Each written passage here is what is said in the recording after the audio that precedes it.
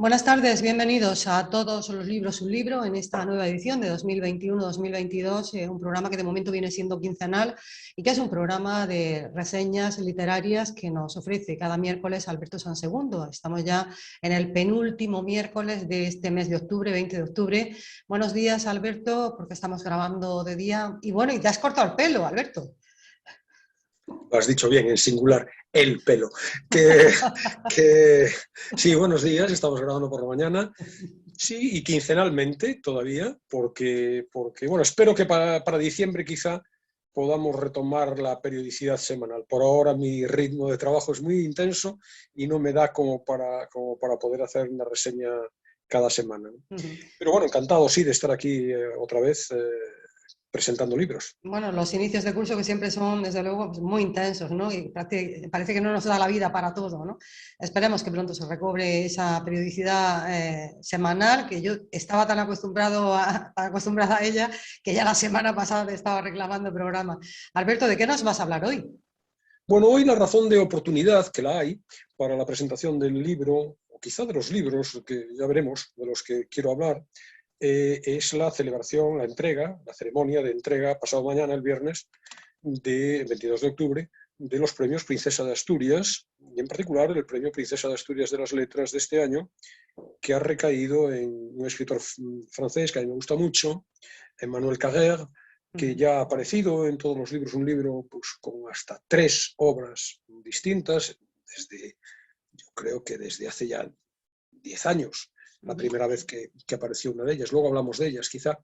El premio se le ha dado por un jurado, bueno, a priori competente, escritores, Juan Bello, digamos, activistas culturales como Blanca Berasategui, que fue directora de la ABC Cultural durante muchísimo tiempo, críticas, Ana Caballé, escritores, como digo, está Gonzalo Celorio, Jordi Gracia, Lola Larumbe, así de los nombres reconocidos, Leonardo Padura, que es el escritor cubano también muy reconocido, Laura Revuelta, Carme Riera, que es académica de la lengua, además, periodistas, Iker Seisdedos, Jaime Siles, el poeta con tanto vínculo con Salamanca. De manera que estuvo además hace poco aquí en Salamanca en una lectura poética con la que se iniciaba el curso por parte de Alumni, la Asociación de Antiguos Alumnos de la USAL. Así es, ¿no? El jurado estaba presidido además por Santiago Muñoz Machado, que es presidente de la Real Academia, y Fernando Rodríguez Lafuente, también un periodista cultural, ¿no? Y otorgaron el premio a Carrère literalmente por una obra personalísima, generadora de un nuevo espacio de expresión que borra las fronteras entre la realidad y la ficción. Añade el acta, sus libros contribuyen al desenmascaramiento de la condición humana y diseccionan la realidad de manera implacable. Carrère dibuja un retrato incisivo de la sociedad actual y ha ejercido una notable influencia en la literatura de nuestro tiempo, además de mostrar un fuerte compromiso con la escritura como vocación inseparable de la propia vida. Es un extracto del acta del jurado por el que se justifica el porqué de la concesión de este importante premio a este escritor, ¿no? Una pregunta antes de que sigas, Alberto. Yo no sé si Emmanuel Carrère es el autor también de un libro novelado, pero que responde a un suceso real en Francia de un señor que se iba cada mañana a trabajar, que llevaba una vida comodísima, buenísima. Resulta que todo era ficticio, ¿no? Que ni tenía ese trabajo ni nada, y bueno, que acabó el tema de la peor manera posible, ¿no? Con asesinatos incluidos. No sé si Emmanuel Carrère es precisamente el autor de esa obra. Sí, la respuesta es sí, claramente, pero además me quedo con 2 palabras que has dicho en esta intervención, que son las de, digamos, una realidad, has dicho novelada, y luego has hablado de que todo era ficticio, porque son muy descriptivas de la obra de Carrère. El libro se llama, efectivamente, este al que alude, se llama El adversario, y es uno de los, yo creo que es el primero que yo presenté en todos los libros, un libro, el primero de él, del año 2012. El adversario cuenta efectivamente una historia real. En el año 93, Jean-Claude Roman, un médico francés en apariencia, de vida, como dice, desordenada, totalmente plácida, asesinó a su mujer, a sus 2 hijos, a sus padres, y después intentó suicidarse sin éxito. Lo juzgaron 3 años después y fue condenado a cadena perpetua. Este señor, matriculado desde muy joven en medicina, no logró pasar de segundo curso de la carrera y por no enfrentarse ante ese hecho, o no enfrentarse o presentar ese hecho ante sus padres, empezó construyendo una realidad paralela que fue creciendo, una bola de nieve, y bueno, una trama de mentiras que cada vez se hicieron más enrevesadas para disculpar ese, diríamos, explicable fracaso académico, ¿no? De tal manera que creó una existencia ficticia, supuestamente ya era médico, una titulación que no tenía, salía todos los días de su casa a un parque, pasaba la jornada laboral en un parque, no tenía dinero, estafaba a unos y a otros, y cuando la bola se hizo de tal calibre que ya no fue capaz de sostenerla más, pues la reacción fue acabar con la bola. Y la forma de acabar con la bola es pues, acabar con su familia e intentar borrarse del mapa, ¿no?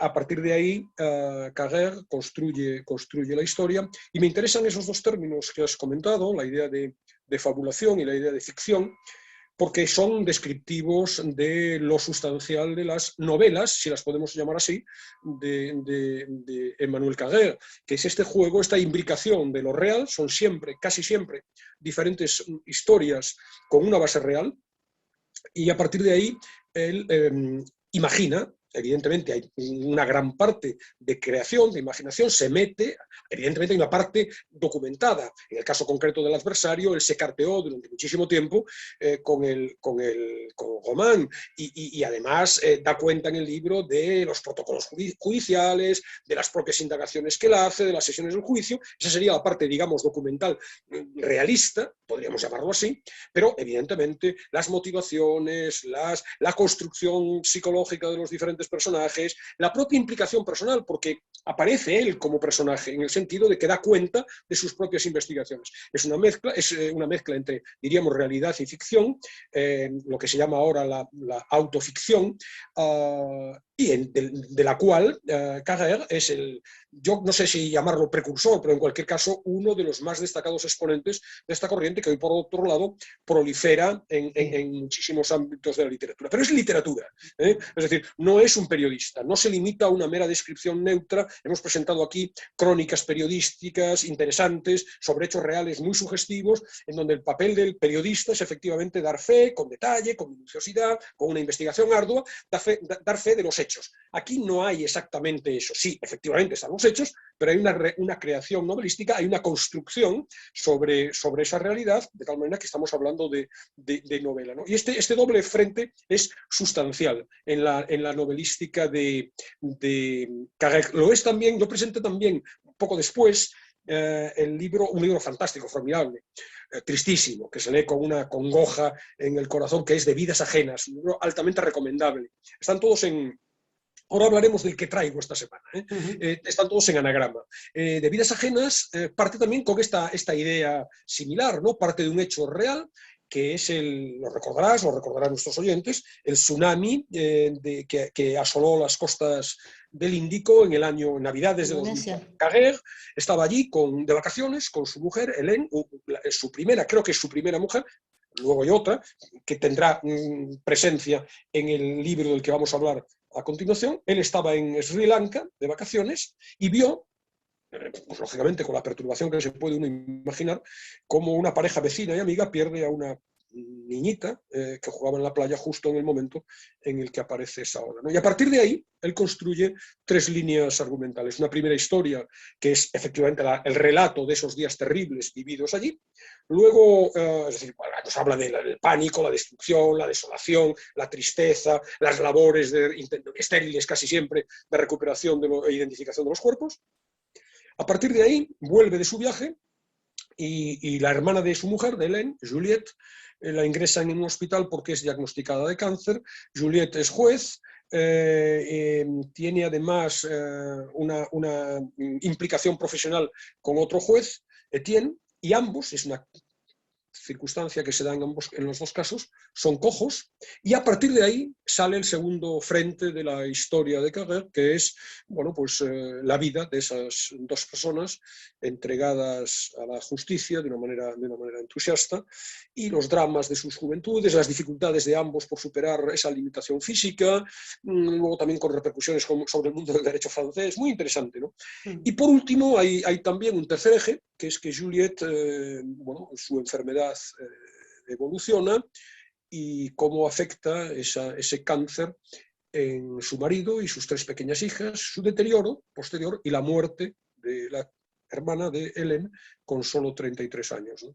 Entonces, sobre esas 3 historias, cada una de ellas con base real, él construye una ficción que, como siempre, y es lo poderoso, lo atractivo, es atractiva la historia, son atractivas las historias, su capacidad de vamos, narración. son noticias siempre de impacto, ¿no?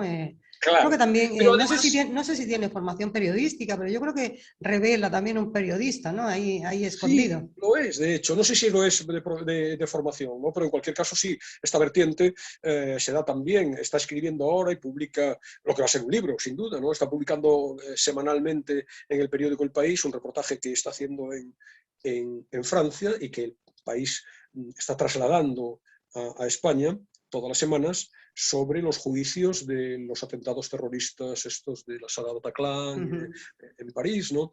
Y eso va a acabar construyendo, es evidente, ¿no? Van capítulos parciales, pero es evidente que va a acabar conformando un libro, ¿no? Fíjate que lo que me interesa no solamente es lo poderoso de la narración y lo adictivo también de sus narraciones, es un formidable narrador, sino lo que hay detrás. Lo que hay detrás de estas 3 historias, en el caso de Vidas ajenas, es la profundización en las almas, en lo íntimo, en las emociones más universales de los diferentes seres que pasan por la novela. Entonces, la muerte, el dolor, la familia, el conflicto entre las vidas más o menos confortables y un incidente externo que lo cambia todo y lo modifica. Eso es muy interesante en el caso concreto de Vidas ajenas. Además, yo he hablado de conmovedor, he hablado de congoja. Las 60 últimas páginas de Vidas ajenas no se pueden leer sin que las lágrimas te asalten. Es una historia muy triste, pero no hay una sensiblería fácil, hay un tocar de verdad la emoción del lector a través de un análisis fantástico de la condición humana, unas lágrimas que no son, como digo, solamente tristes, no son realmente liberadoras por la belleza, por la verdad dura, pero que nos está contando. Y yo presenté, y cierro esta vuelta atrás, esta recapitulación.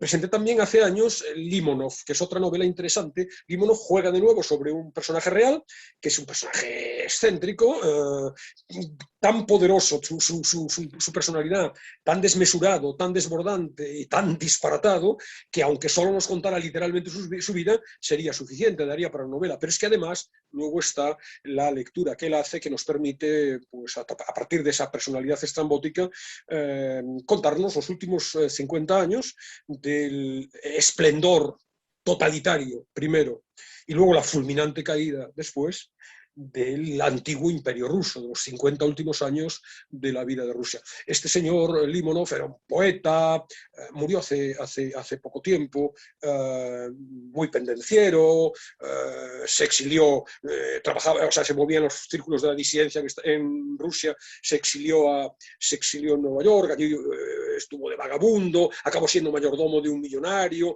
escribió novelas autobiográficas con cosas relacionadas con el mundo de la pornografía, pasó a los Balcanes, se implicó en la guerra de los Balcanes con Serbia, claramente. Luego fundó se incorporó a la Rusia postcomunista y fundó un partido nacional bolchevique, prohibido, estuvo en la cárcel y tuvo una tentativa de golpe de Estado. Como es un personaje muy novelesco llamativo, también, muy novelesco. sí, muy estrambótico, he dicho, no, sí, grotesco, ¿no? Y a partir de ahí construye una novela fascinante. Esas son las 3 que yo he leído. Me he resistido a leer la última, ahora presentaré la de hoy. La última es Yoga, y en este juego de realidad y de ficción, de implicar la propia vida, porque es él el que está investigando y cuenta cómo fue a hablar con este y con el otro y las peripecias, etc., en Yoga introduce una historia que tiene que ver con su vida de pareja. y ha generado mucho conflicto en Francia porque ha habido una demanda de su exmujer a propósito de si los hechos que hace figurar. Pero claro, ahí entra la reflexión interesante acerca de qué es literatura. Es decir, en tanto que alguien ficcionaliza, vamos a llamarlo así, vamos a utilizar el palabra, ficcionaliza unos hechos reales, dejan de ser realidad y por lo tanto no prosperará la queja de la mujer. No debería prosperar porque ya no es la mujer, sino que es un personaje que se llama como ella y además efectivamente coincide en ciertos hechos, pero están pasados por el filtro, por el tamiz de la literatura. Carrère reculó en esta última novela, en Yoga, y aceptó retirar aquellos párrafos, aquellos fragmentos que podían implicar más directamente la intimidad, podríamos decir, de su mujer. No me ha gustado ya esta exacerbación de lo personal y ya decidí no leer. Hay muchas cosas que leer y en el caso concreto de Yoga no la he querido leer. Pero bueno, sí pero totalmente recomendable. También me hago el inciso de que escuchen bien las reseñas que vas haciendo aquí cada miércoles, Alberto, porque bueno, yo a Carrère le he leído hace poco y precisamente con El adversario me ha parecido fabulosa también, desde luego, la novela, bueno, con muchísimo, que da mucho pie, ¿no?, a muchas reflexiones y a muchas cosas, ¿no?, sobre la realidad, sobre el mundo de la literatura, que hagan caso, ¿no?, de estas reseñas, porque tú la presentaste ya hace tiempo, ¿no?, El adversario. Sí, porque, bueno, ya tiene presencia en España. Yo acabo de hablar de 3, 4 libros de él, pero no me extrañaría que fueran ya quizás 7 u 8 los que ha publicado Anagrama fundamentalmente a lo largo de estos años, ¿no? Y que repite el premio Princesa de Asturias de las Letras, repite con una persona de nacionalidad francesa, porque Fred Vargas también fue, no hace demasiado tiempo. No se me acuerdo cuándo la presentamos aquí, ¿no? Quizá 4 años o no, 3 o 4 años, no recuerdo ahora exactamente la cronología de los premios, ¿no? Pero sí, efectivamente. Entonces, bueno, interesante de esta recapitulación, de este repaso que he hecho, el que, como ves, los temas de origen son muy distintos, diríamos cada uno de su padre y su madre, no tienen absolutamente nada que ver, pero sí hay esta coincidencia en el tratamiento que es, diríamos, la seña de identidad más destacada del autor. Y eso ocurre también con el libro que traigo, que es un libro ciertamente distinto a todos los demás del propio Carrère, pero incluso muy insólito, diríamos, por su temática, etc. Se llama El Reino, vamos a llamarla novela, con esta taxonomía reduccionista, la traduce para Anagrama, como yo creo que el resto de su obra, Jaime Zulaika, que es el muy reconocido traductor, también habitual en la editorial. Se presentó en el año 2015 en España, y yo aprovecho, claro, la cercanía del premio Princesa de Asturias para recuperarlo ahora y hablar de un libro de Carrère que yo no había presentado hasta ahora en todos los libros un libro.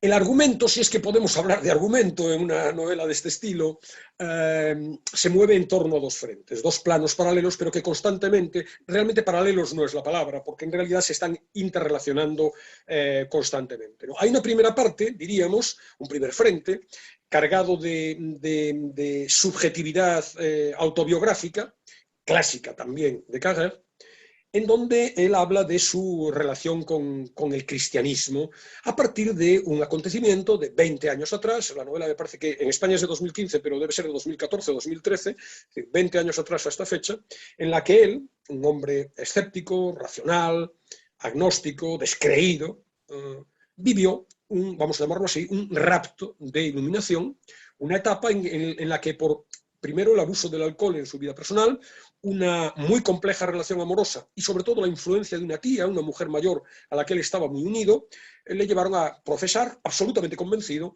las creencias cristianas y a profundizar en sus prácticas. Este es un primer frente. Y el segundo frente, como digo, no estrictamente paralelo, Carrère parte de una lectura muy rigurosa, muy profunda, al menos desde el punto de vista de un profano, de los Hechos de los Apóstoles, del Evangelio de Lucas y de las Epístolas de Pablo, e investigan las connotaciones casi detectivescas, diríamos, ¿no? con un punto de thriller a las vidas de esos 2 personajes, San Lucas y San Pablo, rastreando en ellas y en sus obras, que conoce muy bien, como digo, se presentan muchas referencias de sus obras, los orígenes del cristianismo, las vidas de los primeros miembros de esa entonces secta, de esa incipiente iglesia, que acabaría convirtiéndose, como todos sabemos, diríamos, en un movimiento universal, un movimiento que profesan, claro, en el mundo, claro, muchísimas personas, ¿no? Y claro, si yo digo esto, en este momento la mayor parte de nuestra audiencia está huyendo despavorida, ¿no? Sí, porque es aparentemente un tema... con poca vinculación, sobre todo con el presente, ¿no? Como parece que nos coge muy, muy de lejos ya. Claro, pero sin embargo no es así. Sin embargo, es un libro apasionante, ¿no? Porque tiene, por un lado, esta componente de autobiografía, pero a la vez es un ensayo documentado, que podríamos decir incluso erudito, pero a la vez la creación novelesca excepcional. La presencia de Carrère como personaje, es decir, como alguien que en su discurso incorpora sus propias reflexiones, le está diciendo, pero bueno, Lucas aquí dice tal cosa, pero a mí me parece que...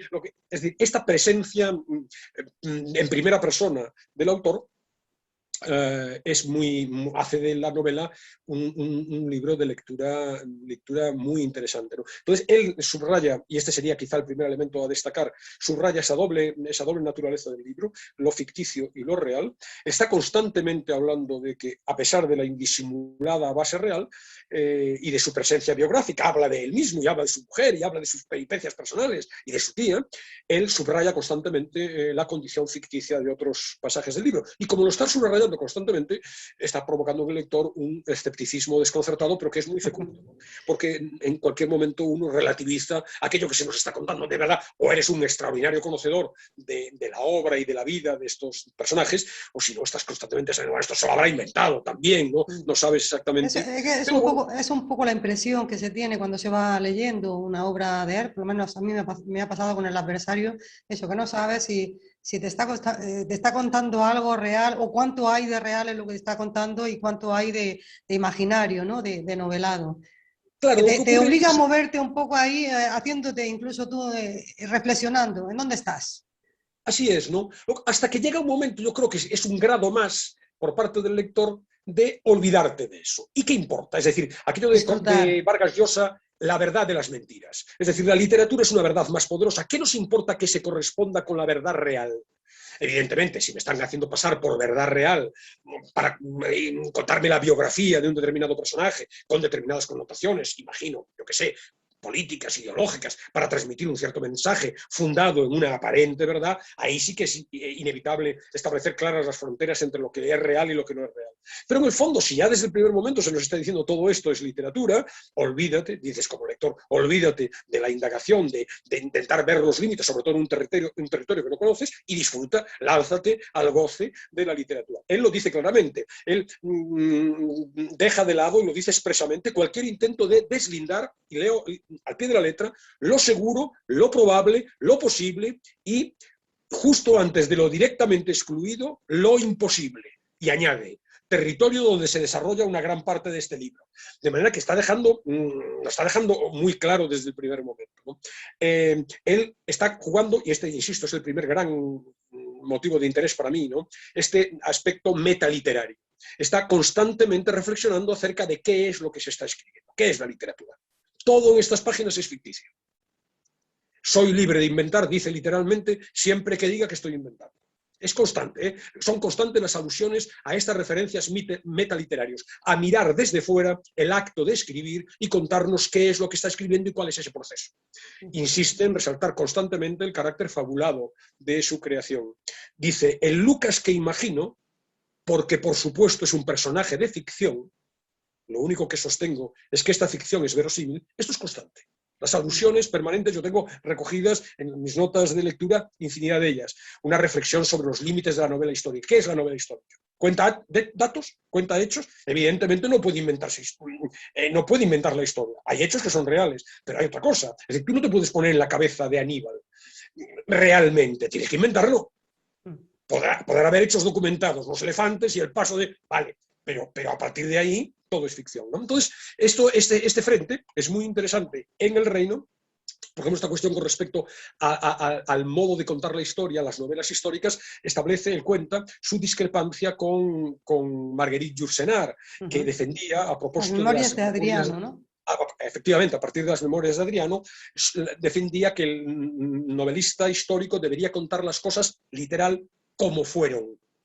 y Carrère dice que es imposible contar las cosas como fueron. Hay que contar deslindando claramente que sobre una base real yo invento. Y lo dejo claro, señores, estoy inventando. Insisto, ese primer frente es muy interesante, a mí siempre me apasiona. Es verdad que en este momento son ya tantos años jugando con la misma fórmula, de la que ahora parece querer desmarcarse. En declaraciones que leo, con yoga, ¿no? Seguramente quizás lo hace. Sí, entrevistas que yo le he leído últimamente, parece que él mismo está un poco cansado, no solo por haber explotado el filón, sino también porque en este momento los imitadores proliferan por doquier, ¿no? Entonces ya es recurrente la autoficción. Pero a mí, pese a todo, me sigue resultando interesante. Es decir, estoy algo también cansado de la fórmula, pero en cualquier caso entiendo que esa es una de las razones por las que se le ha concedido el premio Princesa de Asturias de las Letras, ¿no? Porque es este juego entre ficción y realidad que está en la literatura, insisto, lo de Vargas Llosa, cuando hablaba de la verdad de las mentiras, ¿no? De manera que un frente interesante, ¿no? Un segundo muy, muy clásico de él, pero también atractivo, es son las constantes, diríamos, digresiones. Hay un núcleo central, pero a partir de ahí hay derivaciones. Es un hombre de cultura, es un narrador, como decíamos, y entonces se abre el libro e intercala en el libro otras historias. Por ejemplo, aquí cuenta en El Reino su participación en una serie televisiva. Tú que te gustan las series, a lo mejor la has visto, Le Revenant, que no sé cómo se ha traducido en España, tiene muchísimo éxito, se hizo en Estados Unidos también, parece que surgió, él fue guionista y la abandonó por discrepancias, abandonó el guión por discrepancias con quienes financiaban el proyecto justo antes de que la serie se convirtiera en un éxito mundial que lo hubiera convertido en multimillonario, ¿no? Nos cuenta esa historia, ¿no? Luego hay también, por ejemplo, dentro de este concepto de historias dentro de la historia, uno de los personajes real, es Jamie Ottomanelli, que es una canguro de sus hijos, real, una excéntrica canguro de vida muy, muy, muy extraña, muy enigmática, muy, incluso en ocasiones siniestra. Y entonces nos cuenta la historia de esta señora en el medio, claro, él cuenta su vida y como en esa época de la conversión religiosa y que si los hijos y que si tenía que tener una canguro, y eso le da pie para contarnos la historia. La canguro lee a Philip K. Dick, este escritor de ciencia ficción, y eso es otra digresión, porque Carrère escribió una biografía, Yo estoy vivo y vosotros estáis muertos, una biografía de Philip K. Dick, del que es un experto, ¿no? Y también pues hay esta derivación, ¿no? Luego hay, por ejemplo, un paralelismo que también explota a lo largo de la obra entre la vida de los primeros cristianos y las de las distintas facciones o sectas, si habláramos en el terreno religioso, bolcheviques, un terreno, el de la Rusia soviética, que conoce bien, ¿no? Hay un excurso aparentemente fuera de juego, pero que luego se imbrica en la historia, acerca de la pornografía en Internet. Hay muchas referencias al mundo del arte. Por ejemplo, reflexiona acerca de cómo los hechos de los apóstoles y la vida de San Pablo no tienen apenas un tratamiento artístico, como sí lo tiene el Antiguo Testamento, que está muy presente en la historia de la pintura, ¿no? Habla de Van der Weyden, se refiere a la obra del pintor, ¿no? Hay otra referencia muy interesante, porque además todas estas cosas conectan con la lógica de fondo de la novela, ¿no? Del libro que cuenta, ¿no? Una referencia a Edgar Allan Poe y un cuento de él, que yo desconocía, El sistema del doctor Tarr y del profesor Feder, en la que el narrador, en el cuento en el que el narrador visita un manicomio y el director le anticipa que, bueno, que algunos pacientes han desarrollado un delirio colectivo, pero muy coherente, y todos ellos, esos pacientes, creen que son el director y los enfermeros que están encerrados por los locos que son los que han tomado el poder, ¿no? Entonces este juego, esta inversión, esta duda también acerca de qué es real y qué es ficción, claro, la locura que también aparece en el adversario, ¿no? Es otro tema importante del adversario. Es decir, no son excursos, no son digresiones absolutamente disparatadas y ajenas al curso natural de la historia que se nos está contando. Entonces también le permite reflexionar acerca de la figura de San Pablo. ¿Quién era? ¿Quién es el de verdad San Pablo? aquel fanático inicial, el fustigador de los cristianos, etcétera, o el posterior a la caída del caballo, que acaba siendo también otro fanático, pero en este caso enfervorizado, difusor del mensaje de Cristo. ¿Cuál es el verdadero? ¿Dónde está la verdad? ¿Dónde está la creación? Y por tanto, de nuevo, reflexiones acerca de la identidad del ser humano, quiénes somos, cómo se conforma nuestra personalidad. Hay montones de referencias también culturales, de escritores, de amigos, de expertos. En este caso hay mucha presencia de textos, por ejemplo, Ernest Renan, que es un especialista, teólogo, filósofo, especialista, tiene un clásico, La vida de Jesús, que es un clásico sobre la materia. Entonces hay infinidad de fuentes relacionadas con el origen del cristianismo, con las controversias y los puntos oscuros que suscitan. Y ese segundo frente, el de la apertura a otras vías, me parece también muy propio de Carren, muy significativo y además muy estimulante en la novela. Y luego está, a mi juicio también, lo que sería el tercer gran motivo, el tercer gran aliciente para leer El Reino, y que en cierto modo es la explicación del asunto, ¿no? ¿Qué es el reino? Es la figura del reino, es decir, cómo en un mundo actual, egoísta, narcisista, preocupado por la repercusión pública, la construcción de la identidad, los likes, el éxito, lo efímero, la influencia, los influencers, etc., el reconocimiento narcisista por millones de desconocidos, etc., como el mensaje, diríamos, del reino sigue siendo, por de pronto, un mensaje a contracorriente, pero un mensaje válido. En estas existencias nuestras absurdas, estériles, frenéticas, extenuantes, estos nosotros que somos ratas de laboratorio, que parece que estamos en un experimento perverso corriendo permanentemente y que nos provoca en el mundo actual insatisfacción, ansiedad, dolor, infelicidad, de repente, igual que hace 20 siglos, surge la revelación del reino. Es decir, tanto entonces como ahora, en contra del sentir dominante de la época, aparece la buena nueva, contradictoria con lo que el mundo de la época y el actual nos ofrece. Entonces está plagada la obra de referencias a este mensaje primordial, muy estimulante, muy válido todavía hoy, que te dice cosas, evidentemente, te hace pensar, cosas, referencias con un eco bíblico, ¿no? Sobre todo de reconciliación con uno mismo, a pesar de que no claro, consigamos ser ni el más alto, ni el más guapo, ni el más bueno, ni tener esa fama que todos anhelamos, pero al final querernos también, ¿no? Ese reconciliarse con uno mismo, ese querer amarte a ti o amar a Dios como a ti mismo, ¿no? Que sería uno de los... Fíjate, en la reseña escrita que presentaré en el blog, voy a presentar una selección de algunos de estos textos que abundan en esta idea. Ahora no me resisto a leer alguno. Amad a vuestros enemigos, alegraos de ser infelices, preferid ser pequeños que grandes, pequeño que grande, pobre que rico, enfermo que saludable. Un mensaje absolutamente contracorriente, pero a la vez interesante. Es decir, nadie está hablando de la enfermedad, pero sí está hablando del despojamiento, sí está hablando de la enfermedad en sentido literal. Nadie elige la enfermedad en sentido literal, pero sí el despojamiento, sí el desvalimiento. Bienaventurados los pobres, bienaventurados los mansos, es decir, los que no pisan fuerte y tienen presencia en las redes y tienen repercusión. El que está del otro lado. Es humano, dice en otro momento, querer el bien propio. No lo queráis. Desconfiad de todo lo que es normal y natural desear. Familia, riqueza, respeto a los demás, autoestima. Preferid el duelo, la desazón, la soledad, la humillación. Todo lo que se juzga bueno, consideradlo malo, y viceversa. Y esto lo relaciona con su propia vida. El autocrítico dice, yo soy uno de los que está metido hasta las cachas en el mundo. Alguien que se ha movido escribiendo libros para conseguir ese éxito, para conseguir esa fama, ese reconocimiento, ese dinero, los bienes materiales. Y de repente surge el reino, el potente mensaje del reino. Y esto es muy valioso, es algo que en la obra, más allá, insisto, no olvidemos, estamos hablando de literatura, lo importante es la narración, la capacidad, la formidable capacidad narrativa que tiene Carrer. Pero además hay todos estos que podríamos llamar, siendo reduccionistas, mensajes paralelos que son interesantes. Los pobres, los humillados, los samaritanos, los pequeños de todo género de pequeñez, las personas que no se consideran gran cosa. El reino es para ellos. Y el mayor obstáculo para entrar es ser rico, importante, virtuoso, inteligente y orgulloso de tu inteligencia.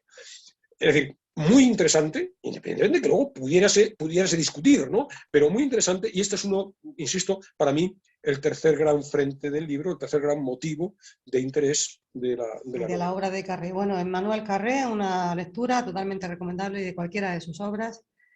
Tú nos has presentado El Reino y además que ha venido también muy a cuento, ¿no?, esta presentación de hoy, porque va a recibir el premio Princesa de Asturias de las Letras en este año. Alberto, vamos casi concluyendo, a no ser que quieras comentarme algo más en torno a su obra o al propio Emmanuel Carré, nos gustaría entonces entrar con la propuesta musical. Sí, no solo subrayar esto que dices, ¿no? Quizá la puerta de entrada más oportuna para la lectura de Carré sea El adversario. Es un libro formidable, inolvidable, ¿no? De manera que yo creo que quien empiece a leer al autor por ese libro va a quedar subyugado, va a querer leer más, ¿no?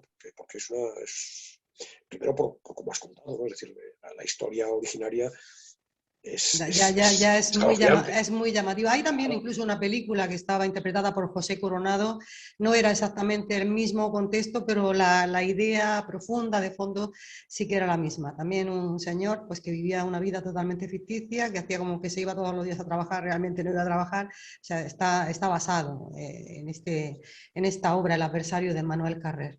Bueno, pues... Lo que me decías de cerrar, sí, voy a dejar un texto muy significativo del espíritu del libro. En ese texto se cita una pieza, las 4 canciones serias de Johannes Brahms, que será la que cierre el comentario de hoy. La traigo aquí, en el libro no se menciona quiénes pueden ser sus intérpretes, se habla simplemente de la pieza. Aquí lo traigo en la interpretación de Dietrich Fischer-Dieskau y bueno, es un texto interesante, revela el espíritu del libro y además yo creo que muchos de nuestros oyentes les va a sonar porque, bueno, no sé quiénes son exactamente nuestros oyentes, pero es un texto que se lee, como aparece en el propio fragmento, se lee habitualmente, sobre todo en bodas civiles, también en las católicas, no el texto entero, sino una parte que ahora glosa Carré, como veremos. Yo creo que va a tener resonancias para mucha gente que nos escuche. En el supuesto de que mucha gente y que nos escuche puedan ir en la misma frase. No, pero con que nos escuchen quienes nos tienen que escuchar, con eso nos damos por satisfechos. Alberto, pues cuando quieras, antes de ir con esa pieza musical, escuchamos también un fragmento del Reino. Ágape, de donde Pablo sacó la palabra ágape, es la pesadilla de los traductores del Nuevo Testamento. El latín lo vertió como caritas y el francés como caridad. Pero es bien evidente que esta palabra, después de siglos de buenos y leales servicios, ya no sirve hoy. Entonces, amor, sencillamente. Pero ágape no es ni el amor carnal ni el pasional, que los griegos denominaban eros, ni el amor tierno, apacible, que ellos llamaban filia, de las parejas unidas o de los padres por sus hijos pequeños. Ágape va más allá. Es el amor que da en lugar de recibir. El amor que se empequeñece en vez de ocupar todo el espacio. El amor que desea el bien del otro antes que el suyo propio. El amor liberado del ego. Uno de los pasajes más alucinantes de la alucinante correspondencia de Pablo es una especie de himno al ágape que es tradicional leer en las misas de matrimonio. El padre Xavier lo leyó cuando nos unió a Anne y a mí en su humilde parroquia del Cairo. Renan lo considera, y coincido con él, el único pasaje del Nuevo Testamento que está a la altura de las palabras de Jesús. Brahms le puso música en la última de sus sublimes 4 canciones serias. Por mi cuenta y riesgo, propongo esta tentativa de traducción. Yo podría hablar todas las lenguas de los hombres y las de los ángeles, pero si no tengo amor no soy nada. Nada más que un sonido de metal o un choque de platillos.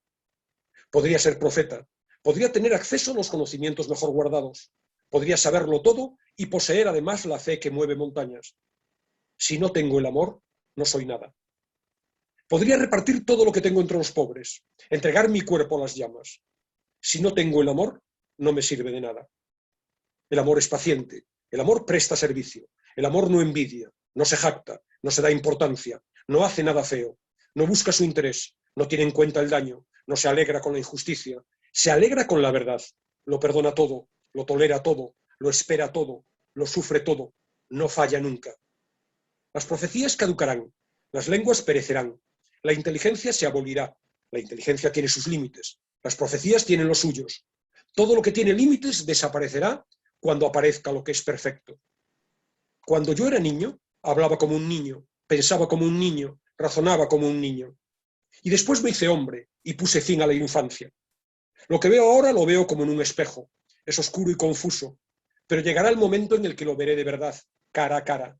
Lo que conozco por el momento es limitado, pero entonces conoceré como soy conocido.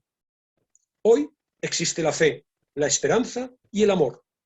Los tres. Pero de los tres, el más grande es el amor.